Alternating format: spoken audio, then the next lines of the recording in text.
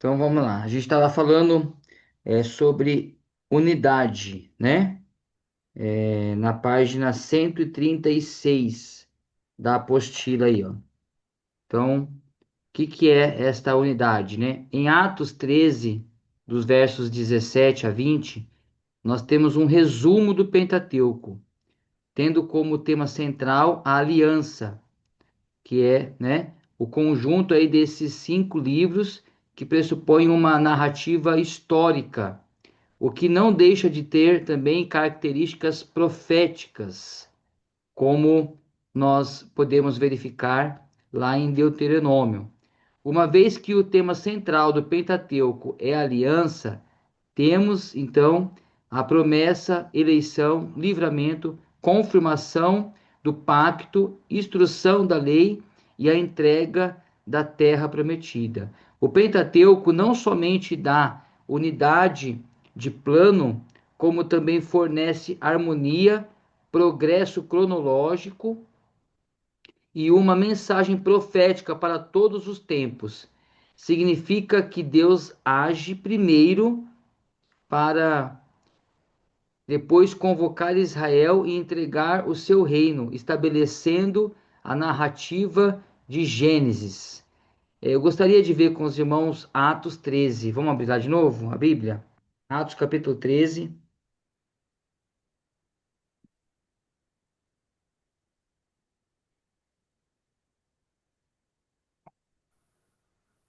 o verso 17 a 20.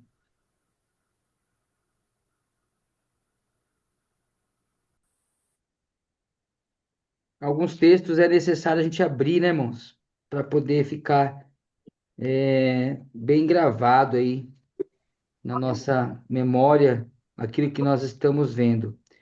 O verso 17 vai dizer assim, ó: O Deus do povo de Israel escolheu os nossos pais, exaltou o povo durante a sua peregrinação na terra do Egito. Desculpa, é isso mesmo, ó. Perdão, eu vou ler aqui de novo, tá? Eu me perdi. O Deus do povo de Israel escolheu os nossos pais e exaltou o povo durante a peregrinação na terra do Egito, de onde os tirou com braço poderoso. Então, ele já está aqui em Êxodo 3, ó. Suportou os maus costumes do povo durante uns 40 anos no deserto. Já foi para outro texto. Havendo destruído 7 nações em Canaã, deu essas terras como herança a seu povo. Já avançou aqui no Pentateuco. Tudo isso levou cerca de 450 anos. Depois disso, lhe deu juízes até o profeta Samuel. E agora ele já, né, até saiu aí do Pentateuco. Então, a gente vê aí, irmãos, ó, né, um bom resumo disso aí em Atos 13 que nós lemos aí. Voltando para a apostila,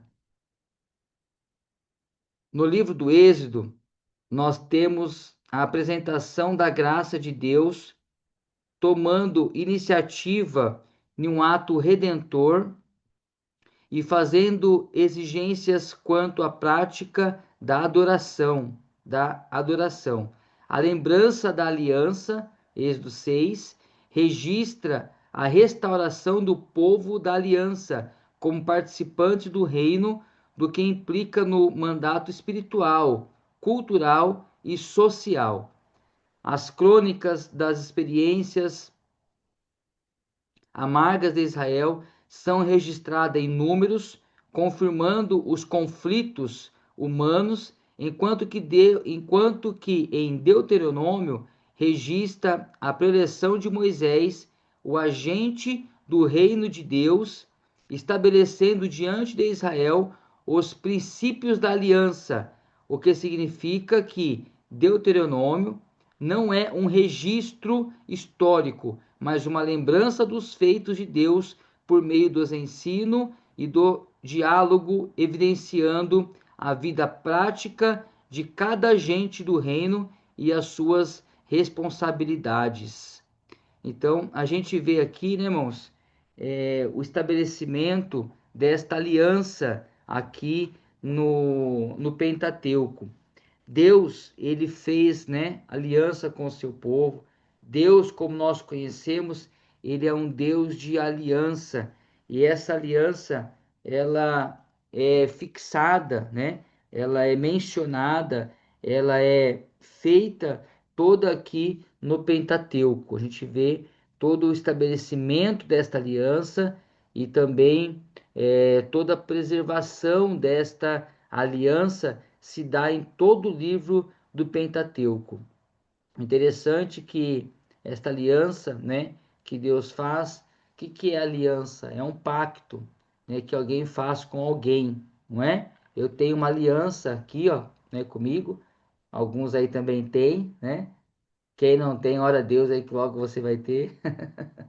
Né? Então, esta aliança é um pacto, né, que eu fiz com alguém, né? Então, a outra pessoa, a outra parte aliançada também leva, né, uma aliança como esse pacto. Então, nesta aliança que nós fazemos com alguém, nós entregamos algo, né? Eu entrego a minha vida, eu entrego a minha fidelidade, eu entrego o meu compromisso, eu entrego tudo aquilo que eu tenho e condiz com o que eu preciso estabelecer como aliança. Aliança que eu fiz com a minha esposa, aliança que nós fazemos no mundo dos negócios, por exemplo, né? Estou usando aqui como exemplo para a gente poder entender, né? Então, essa aliança é feita dado alguma coisa. Então, quando você faz aliança com alguém, você dar algo e recebe algo. Essa pessoa também dar algo e recebe algo. Isso é uma aliança, né? É essa troca. No caso de Deus para nós, o que nós temos para dar para Deus? O que nós tínhamos, né? Ou o que o homem tinha para poder dar em troca da aliança que Deus estava fazendo com ele, irmão? Olha só que graça maravilhosa. Então a gente já vê aqui no Velho Testamento a graça salvadora de Deus sendo manifesta. Porque o homem não tinha nada para dar, o homem não tem nada para dar, mas Deus dar tudo aquilo que ele tem nesse pacto da aliança, né? Tem um momento da história ali onde Deus faz aliança ali, não é? E a gente vê que tudo que tinha que se doar foi doado por Deus, porque o homem por si só não tinha nada para dar, né? Então, esta aliança que nós temos com Deus hoje é uma aliança a qual o Senhor se deu para nós. Agora, o que nós podemos dar então para Deus, apesar da nossa natureza, da nossa vida, não poder oferecer nada? Mas a Bíblia diz que quando nós reconhecemos o Senhor como nosso Deus, né, como nós reconhecemos Jesus como nosso Salvador, aí então nós podemos dar algo, né? Nós podemos dar louvor a Deus, que é o fruto dos nossos lábios, que glorifica a Deus. Nós podemos dar uma vida a Deus, que é uma devoção ao Senhor.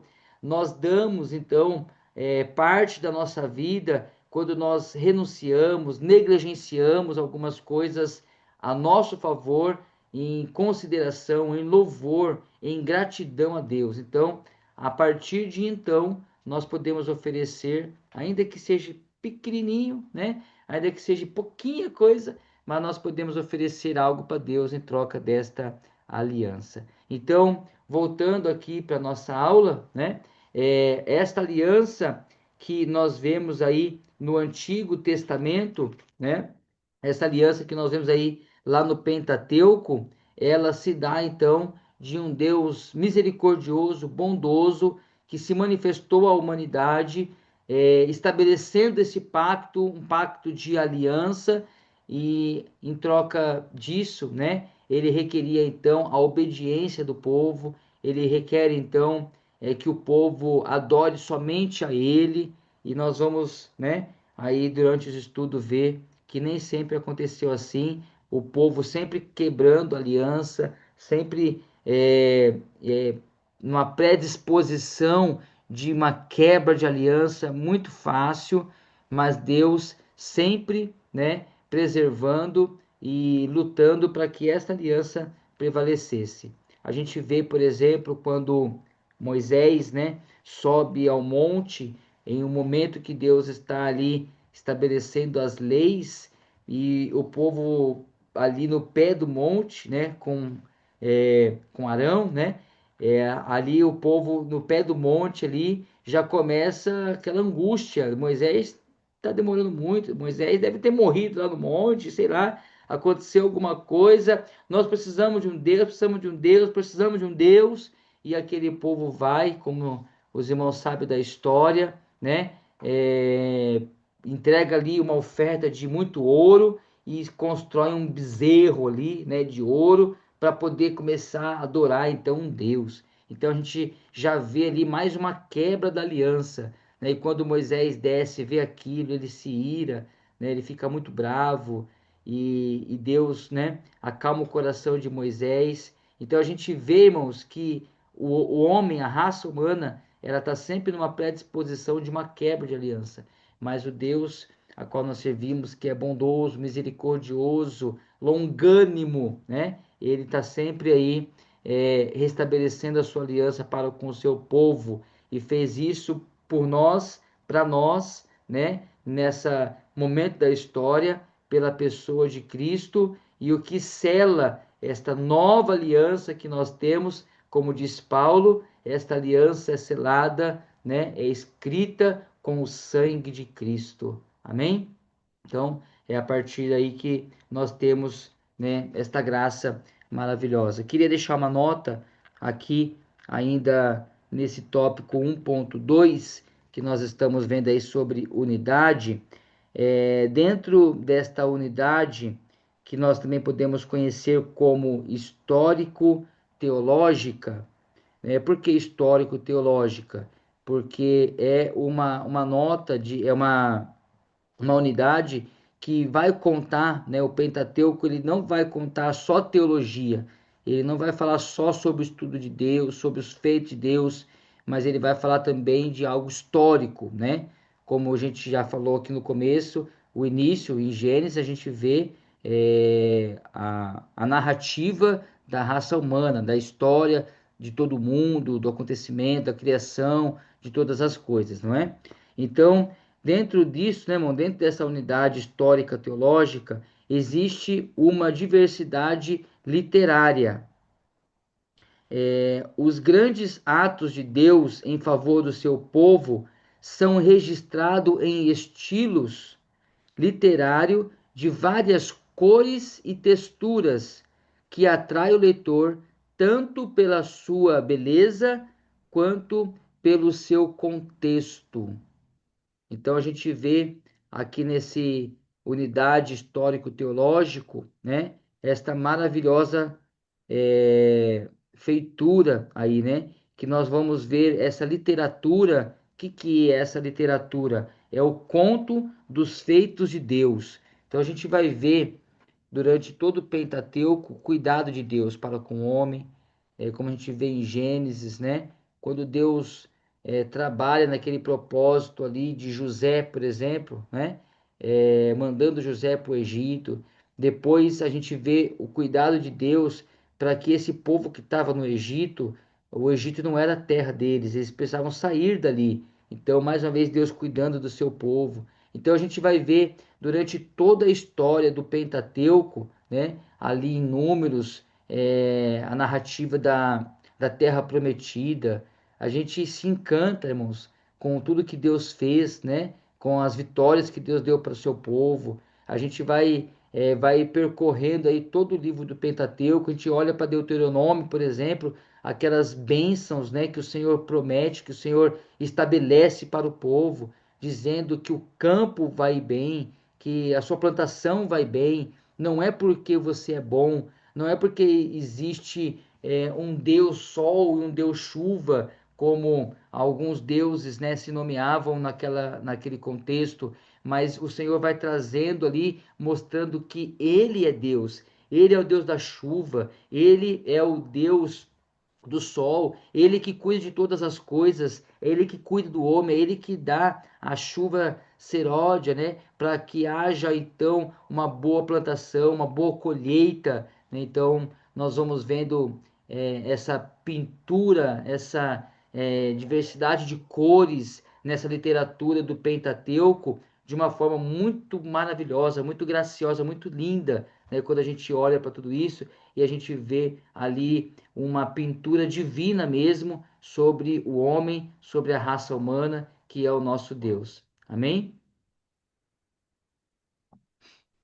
Então, nós temos aí uma recapitulação para já fazer aí e entramos aí na complexidade, que é o 1.3. Deixa eu ir anotando aqui, né? Os irmãos me desculpa, hoje tá meio difícil a leitura aí, porque eu estou fazendo a leitura no celular. A apostila minha tinha muita coisa diferente da de vocês, então eu peguei a apostila de vocês e estou com ela no celular, mas eu acredito que na próxima aula eu já tenha em mãos aí, tá? Então, a 1.3, que é complexidade, né? Vamos lá para a leitura, então, desta complexidade. Ainda que esta unidade do Pentateuco esteja clara, destaca-se a complexidade, dando espaço para diversas teorias acerca da sua origem, data e autoria, contribuindo negativamente com o valor histórico teológico. Críticos do Antigo Testamento afirmam que o Pentateuco é um produto dos períodos do exílio e do pós-exílio e, portanto, serve somente como ponto de partida para a história do judaísmo e não da antiga Israel. Temos ainda escolas acerca do Antigo Testamento alegando que é errado ver Moisés como fundador de uma religião atacando o cerne da proclamação bíblica. Teólogos conservadores, na defesa do Antigo Testamento, reagem com outro extremo sem produzir uma introdução completa do Pentateuco que considera tanto as provas da unidade básica como a diversidade que baseiam e as norteiam. Essa complexidade, irmãos, a gente tem aqui, nós vamos ler aqui, né, ó, a complexidade literária, mas é preciso dizer, né, que existe, né, um grupo de teólogos, né, existe, não um grupo de teólogos, vou corrigir a fala, existe uma linha teológica, tá bom? Existem linhas teológicas que algumas delas não dão autoria a Moisés, algumas delas não reconhecem esses textos, algumas delas acabam ali tendo dificuldade ou coloca em xeque a data da escrita. Então, é uma linha teológica que vem defendendo que o Pentateuco, parte dele, né, não foi escrita por Moisés. Então, isso aí nós nomeamos, né, na teologia como complexidade, né? Então, aqui na apostila, no 3.1, complexidade literária. Nota-se que há uma mistura de lei e história no Pentateuco, o que não ocorre nos tempos modernos. Narrativas históricas atravessa e interrompe constantemente a legislação no Pentateuco. Eu falei isso aqui para, né? Nós conversamos aqui já sobre isso, né? Que nós temos aqui conteúdos, né? Histórico e teológicos, né? Não é só história, não é só teologia, mas tem muita história aqui no Pentateuco.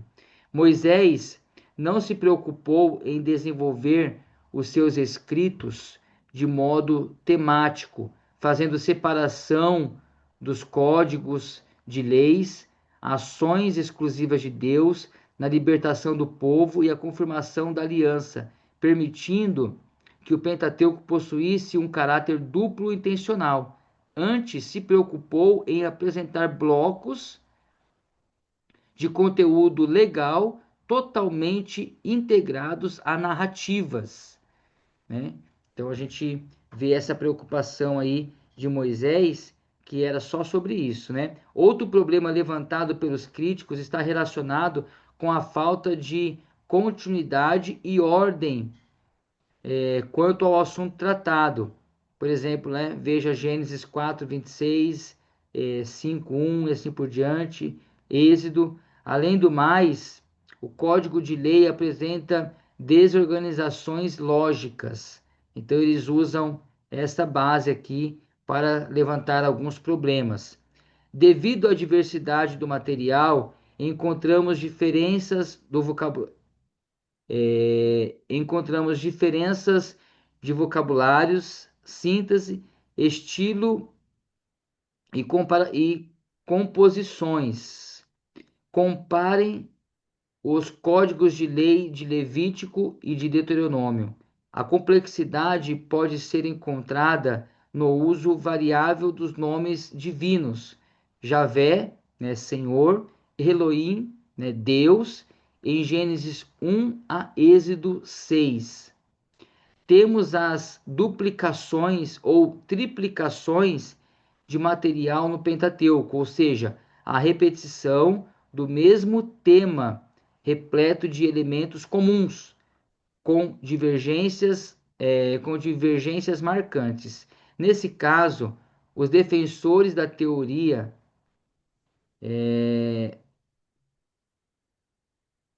aqui meu celular cortou. Os defensores, deixa eu achar aqui, perdão, viu? Temos a duplicidade, elemento. Nesse caso, defensores da teoria da fonte, achei, documentária, acredita que Gênesis 37, 27, 28 difere-se quanto à informação sobre os que compõem, comparam José e os que venderam no Egito, né? Os que compraram José e os venderam no Egito, como está lá em Gênesis 37, 36. Parece não ter explicação. Veja os dois relatos. O de Abraão, que arrisca a honra de Sara, fazendo passar por sua irmã, em Gênesis 12, 20, e o episódio com Isaac, né, lá em Gênesis 26, do 6 ao 11. O nome Berseba, posto de juramento, comemora a aliança entre Abraão e Abimeleque, como a gente vê lá em Gênesis 21, como também um acordo entre Isaac e Abimeleque, ainda em Gênesis 26. Os outros casos podem ser analisados como, por exemplo, a passagem sobre os animais puros e impuros, a qual nós encontramos lá em Levíticos 11, com Deuteronômio 14, como também em Êxodo 21, Levítico 25 e Deuteronômio 15, que tratam da escravidão. Declarações como nesse tempo os cananeus habitavam essa terra, como nós vemos lá em Gênesis 26, como no Maná, até que chegaram até os limites da terra de Canaã, e Êxodo 16, implicam que Israel já ocupava a terra de Canaã. Por fim, temos evidências que pressupõem longas histórias de transmissões e desenvolvimento do texto, o que exige uma data posterior à de Moisés. Então, isso daqui nós estamos vendo como complexidade, né, sobre essas escritas, e a gente vê, irmãos, que são aí pontos, né, que essa linha da teologia defende. Eles vão juntando esses textos, né, e vão defendendo esses pontos. É legal vocês pegarem todos esses textos aí e fazer comparativos para a gente ver a complexidade dessa teoria aí, tá bom? A complexidade da autoria e origem. Vamos continuar aqui, depois a gente fala um pouco sobre tudo isso. A ausência do nome do autor do Pentateuco harmoniza-se com a prática do Antigo Testamento.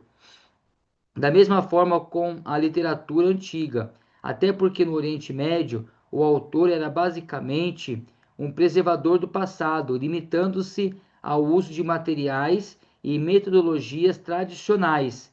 Mesmo assim, as composições literárias da época incorporaram referências explícitas à autoria, mesmo que nessas referências em outras encontram uma lista de composições literárias. O termo autor não deve ser tomado no sentido moderno. A autoria era expressa com a fórmula, por exemplo, né, da boca de, que identificava ou a fonte oral ou o redator, o que é bem notável no Pentateuco, indicando uma atividade literária de Moisés, escrevendo fatos históricos, trechos do Código de Lei e uma poesia, Deuteronômio 31. A expressão livro de Moisés ocorre nos livros pós-exílicos, né, como Crônicas, Esdras, Neemias, como nós lemos lá, Daniel, etc., referindo-se ao código do Pentateuco, autenticando a autoria de Moisés. Os livros históricos referem-se ao Pentateuco, destacando a obra literária de Moisés, enfatizando os ensinos do líder.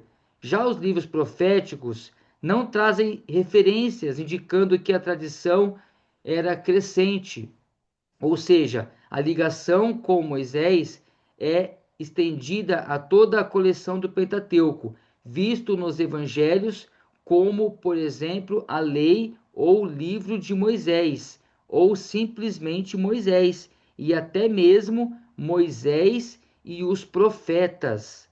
Então, o que é isso que nós estamos lendo aqui, né, irmãos? Vamos dar uma pausinha aqui na leitura para a gente poder entender, né? A gente vê como foi importante nós olharmos para a bibliologia, por exemplo, né? Quando a gente estuda a bibliologia, a gente já entende que a Bíblia tem que ser vista no pressuposto de que o autor é Deus e que ela é completamente inspirada por Deus, ok? Nós vimos também lá em bibliologia que algum momento da escrita não se dá de uma forma completamente atual, porque o autor daquele momento ele estava escrevendo aquilo que ele estava vendo em algumas situações, né? Nós usamos até mesmo o exemplo lá de Samuel, né? Quando o autor quando o autor escreve sobre a vida de Saul, que está consultando os mortos, por exemplo. A Bíblia não faz alusão a isso, mas o autor está escrevendo aquilo que ele está vendo. Então, olha como é importante isso, né? A gente ter passado lá por bibliologia. Porque agora, quando a gente vê isso, irmãos, essa complexidade, quando a gente vai se deparar com várias linhas da teologia, a gente também tem que ter isso em vista, né? Por exemplo, quando a gente vê aqui que nós lemos lá em Neemias, né, como nós lemos em outro texto aqui, quando a gente olha e fala e vê o próprio escritor fazendo menção de Moisés referindo-se ao Pentateuco. Nós vamos ver, por exemplo, no Novo Testamento, né? Acho que na apostila aí tem, por exemplo, lá em Marcos, ó, tem aqui, ó, Marcos, Lucas, né? Até mesmo Atos, que a gente leu lá, Atos, né? Nós vamos ver esses autores fazendo menção do Pentateuco, referindo-se a um escrito de Moisés. Então, não tem como nós não aceitarmos a autoria de Moisés sobre o Pentateuco diante de tanta referência que nós temos da própria palavra.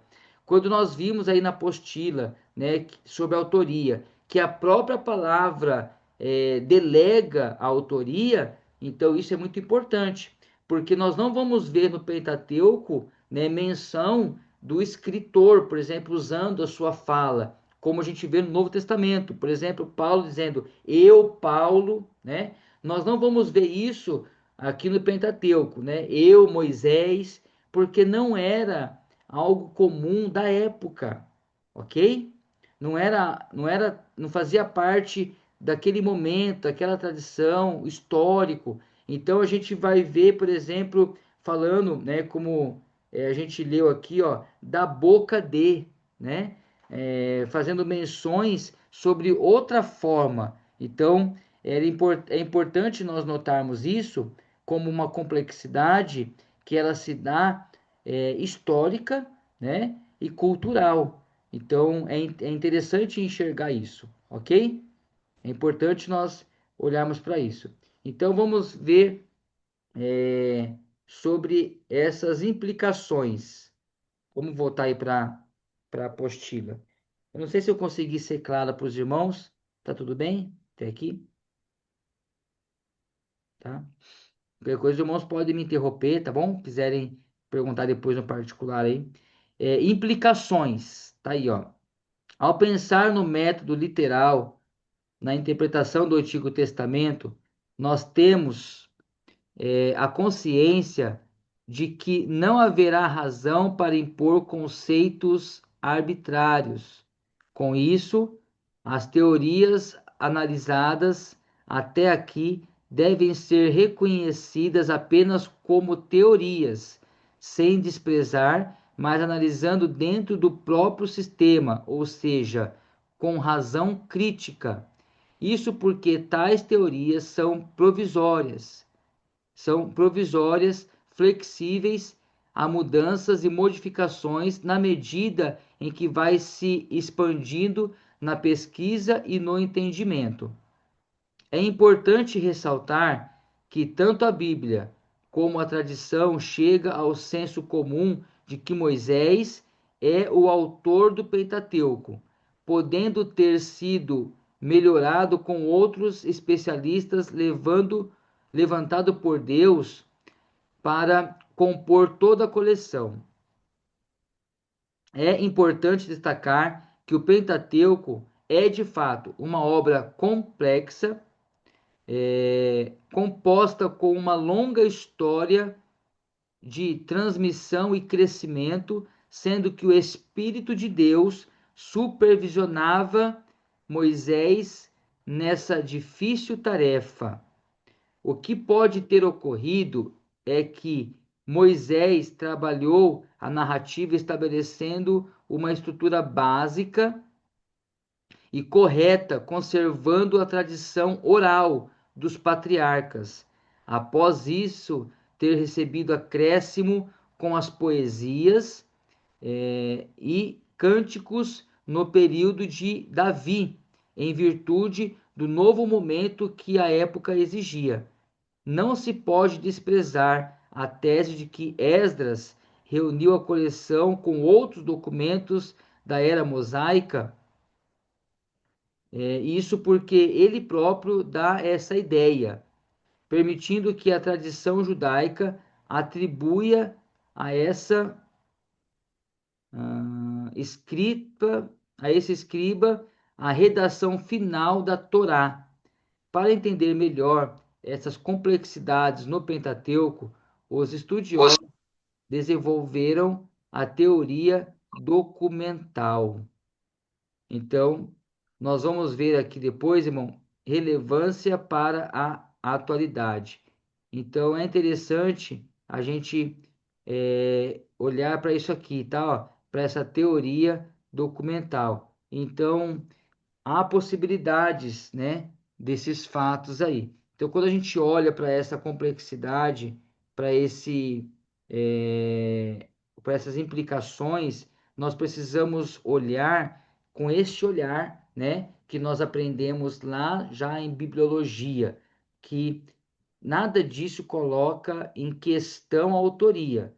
Alguns estudos, algumas descobertas, ela podem trazer uma melhor compreensão, mas ela não traz aí a desonra ou não traz, não é desonra, não traz o desmanche, né? Desfazendo a autoria. Então, tudo isso nós estamos debatendo aqui, né, discutindo, é sobre a autoria e sobre a sua complexidade. Então, nós olhando para todos esses textos de referências que nós temos na Bíblia, nós então perseguimos, né, continuamos nesta linha de que o autor do Pentateuco se dá, a autoria do Pentateuco se dá a Moisés, podendo ter auxílio, podendo ter, né, aí algum momento aí ajuda, contato com outros escritores, mas todo o Pentateuco a gente dá autoria a Moisés por conta de tudo aquilo que nós vemos e também sobre todos esses relatos que nós temos aí da própria Bíblia e citando ele como autor desses livros. Amém?